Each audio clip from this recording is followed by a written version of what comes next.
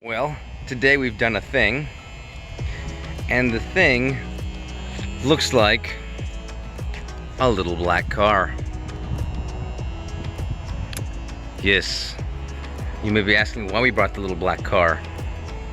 Stay tuned to find out.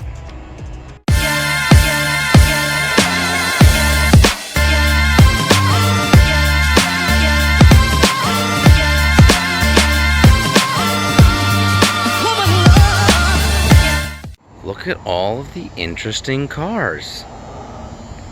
Look at them. I'm just kidding. I don't really find them all that interesting. One of the things that drives me nuts more than anything else is seeing Me Too products typically, and everything here is a Me Too product.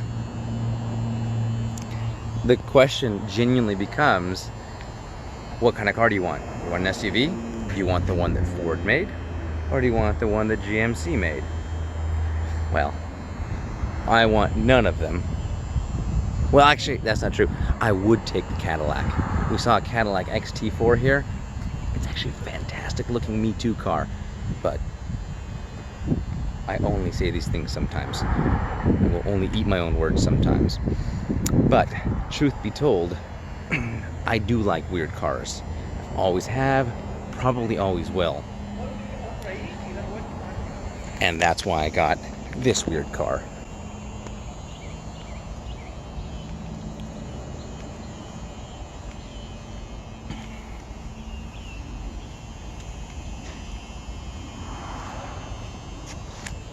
Because it's shiny, obviously.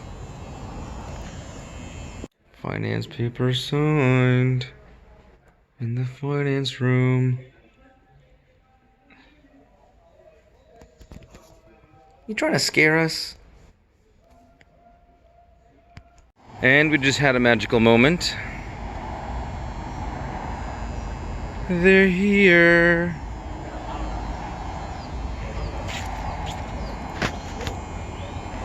So, I've personally always had a crush on roadsters. I love roadsters. There's something about them that's just beautiful about them.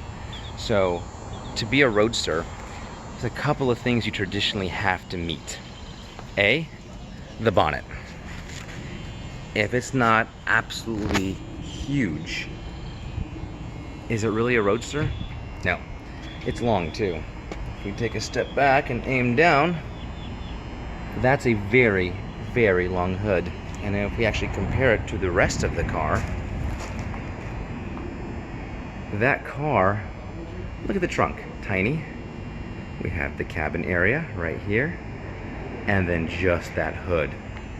It is just a long car from the front. Everything else shortens up. And that's part of the dimensions of a roadster, and that's what makes them have that bespoke look.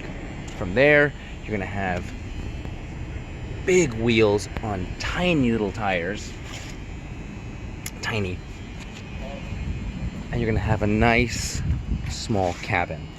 Now, it's a black on black car. Was it ideal? No, that is not the ideal color for me. I would much rather have gotten something like a blue car or silver, especially in Arizona, but it is what it is. I got a smoking deal on this car. So you might be asking yourself, why am I making a video about a car I just bought? To show off? Not particularly. I don't like to actually talk about my personal stuff. But to talk about why I'm buying this car. I have come to the decision that I want to have nice things. I really do. But I see no point in owning nice things. Now, that also doesn't mean I have a purpose for leasing them. Because leasing cars is absolutely ridiculous. I don't care if you own a business and you write it off. Most of the time, I want to say 98, not 99% of the time, leasing a car is pointless. From a financial standpoint, this is a terrible decision.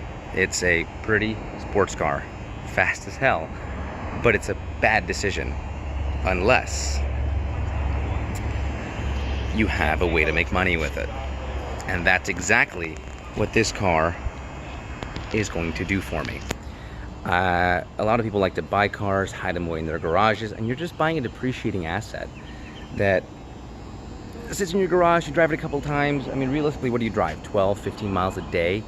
Pointless. But if I can rent this thing out on services like Turo, you know, let's do it 1, 2, 3, 4 times a month. That easily pays for the car, pays for the insurance, as well as pays for the depreciation on the asset. Especially a car like this, I don't want it to sit there and depreciate. I want people to enjoy it. I mean, I know I would love the hell out of it, so why wouldn't others? And that's the purpose and ideas behind almost every big purchase I make now.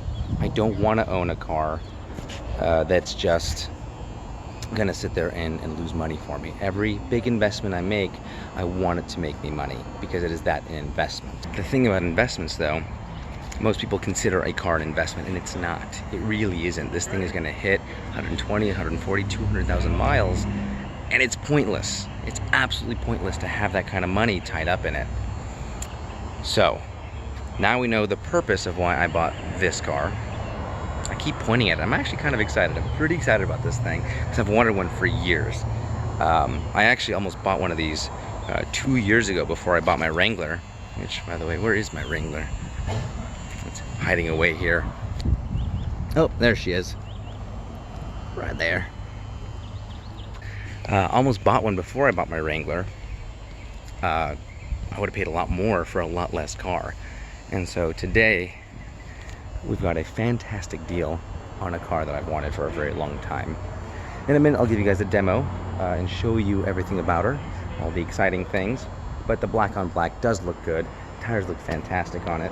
And of course, in the dark, you can hardly see the dark shadow that is the car. But yeah, so things like my Wrangler, up for rent on Turo. This one, same thing. I don't want it to be sitting there. Someone else gets to enjoy it. So I'll give you a little preview of the car itself now.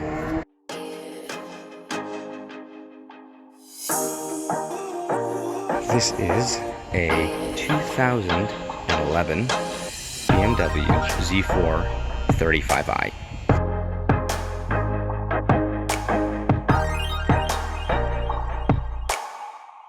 It's going to have a dual clutch 7-speed transmission, automatic of course, but it's also got our paddle shifters on the steering wheel.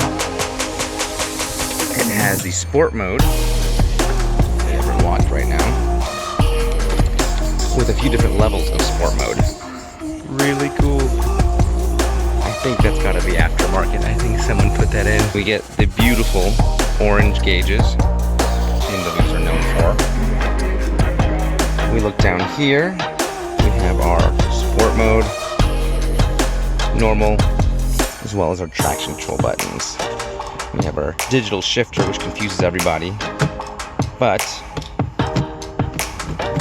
it is very simple to use and quite fun.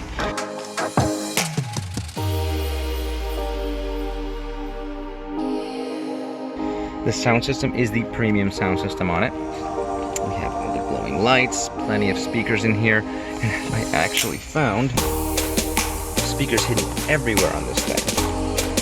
I'll get a little view in the daytime.